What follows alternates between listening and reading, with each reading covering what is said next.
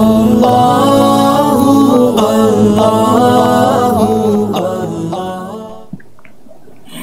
এরপর প্রশ্ন হলো, সম্প্রতি নারী সংস্কার কমিশন প্রধান উপদেষ্টার কাছে তাদের প্রতিবেদন জমা দিয়েছেন। এ নিয়ে অনেক আলোচনা সমালোচনা চলছে। কমিশনের প্রস্তাবনাগুলো কতটা ইসলামী শরিয়ার সাথে সাংঘর্ষিক? দেখুন প্রিয় দর্শক, শুধুমাত্র ইসলামী শরিয়ার সাথে সাংঘর্ষিকই নয়, বরং বাংলাদেশে যত ধর্মের মানুষ বসবাস করে, মুসলিম ছাড়াও খ্রিস্টান, হিন্দু, বৌদ্ধ, অন্যান্য ধর্মাবলম্বী যারা আছে, তাদের প্রায় সবার ঐক্যমতে অনেকগুলো পয়েন্ট আছে এই প্রস্তাবনায়, এই সুপারিশনামায়, যেগুলোতে সকল ধর্মের মানুষই ভিন্নমত পোষণ করে। অর্থাৎ আমরা বলতে পারি যে সমস্ত বিষয়গুলোতে জাতীয় ঐক্য রয়েছে, সে বিষয়গুলোর বিরুদ্ধেও এই তথাকথিত নারী সংস্কার কমিশন অবস্থান নিয়েছে। অতএব এটা শুধুমাত্র ইসলামের দৃষ্টিকোণ থেকে আপত্তিকর নয়, বরং সকল ধর্মের, আমরা অন্য ভাষায় বলতে পারি বাংলাদেশের প্রায় সব মানুষের চিন্তা, দর্শন এবং চেতনা, মানুষের মূল্যবোধ, মানুষের বিশ্বাস এবং মানুষের কৃষ্টি কালচারের বিরুদ্ধে অনেকগুলো পয়েন্ট রয়েছে। এর মধ্যে বেশ কিছু পয়েন্ট আছে যেগুলো শুধুমাত্র ধর্মীয় দৃষ্টিকোণ থেকে অযৌক্তিক নয়, সেগুলো বাস্তবিক দৃষ্টিকোণ থেকে অযৌক্তিক, সেগুলো লজ্জা, শরম, হায়া, যেগুলো একটা সমাজের জন্য খুবই প্রয়োজনীয় বিষয়, সেই সমস্ত দৃষ্টিকোণ থেকে অযৌক্তিক, নানা কারণে অযৌক্তিক।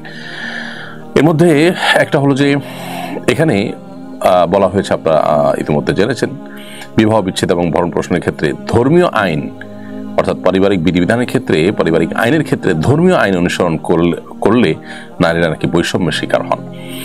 এটা হলো ধর্মীয় আইনকে আসামের কাঠগড়া দাঁড় করানো। দেখুন, ধর্ম কখনো, বিশেষ করে ইসলাম, কখনো মানুষকে বৈষম্যের দিকে যেতে দেয় না, বৈষম্য বরং দূর করবার জন্য দিন এসেছে। আপনি যেটাকে বৈষম্য মনে করছেন সেটাই আসলে ইনসাফ, আর আপনি যেটাকে ইনসাফ মনে করছেন সেটাই হলো সবচেয়ে বড় বৈষম্য। যেমন উত্তরাধিকারে নারীর সমান অধিকারের দাবি এখানে করা হয়েছে। উত্তরাধিকারে নারীর সমান অধিকারের দাবি যখন করেছেন, একই সাথে এই দাবিও করতেন যে কোনো স্বামীকে আজ থেকে আর স্ত্রী কোনো ভরণ পোষণ দিতে হবে না, সেই মর্মে আইন করা হোক। এই সুপারিশও করা দরকার ছিল, যেহেতু একটা করেছেন আরেকটা কেন করেননি। খরচের বেলায় স্বামীকে সমস্ত ব্যবহারের দায়িত্ব দিবেন, আবার উত্তরাধিকার সম্পদ যখন ভাগ নেওয়ার বেলা আসবে তখন বলবেন যে নারীকে অর্ধেক দিতে হবে, ছেলেরা অর্ধেক পাবে। যৌক্তিকতা যদি বলেন তাহলে তো 100% ছেলেরা পাওয়ার কথা। সেখানে শরীয়ত ছেলে যা পাচ্ছে মেয়েকে তার অর্ধেক দিচ্ছে, তার উপরে কোনো ব্যয়ভার দেওয়া ছাড়া। আল্লাহর বিধানের উপরে আমরা নিজেদের যুক্তি বুদ্ধি দিয়ে যদি নতুন কোনো বিধিবিধান সেখানে সৃষ্টি করার চেষ্টা করি, সেটা হবে পাশ্চাত্যপদতা। প্রকৃত অর্থেই আমরা কখনো আল্লাহর বিধান থেকে অগ্রসর হতে পারবো না, অর্থাৎ তার চাইতে আপডেটেড হওয়ার সুযোগ আমাদের থাকবে না। ঠিক একইভাবে বিবাহ, তালাক এবং উত্তরাধিকার আইনের অনেক বিষয় আছে যেগুলো বাহ্যিক দৃষ্টিকোণ থেকে দেখা যায় যে নারী বৈষম্যের শিকার হয়েছেন। আসলে নারী বৈষম্যের শিকার হন নাই। যখন আমরা ডিপে ঢুকবো বা একটু ডিটেল আলোচনা করবো, যেমন এই যে ভরণ পোষণের ক্ষেত্রেই, ভরণ পোষণ যখন স্বামীর উপরে বর্তায় প্রচলিত আইনেও, এটাকে তুলে দেওয়ার জন্য আমরা কেউ বলছি না, নারী সংস্কার বিষয়ক কমিশন তারাও বলছেন না, তাহলে সেটাকে ঠিক রেখে আপনি বলছেন যে সম্পদে অর্ধেক অর্ধেক লাগবে, এটা কিভাবে যৌক্তিক হতে পারে?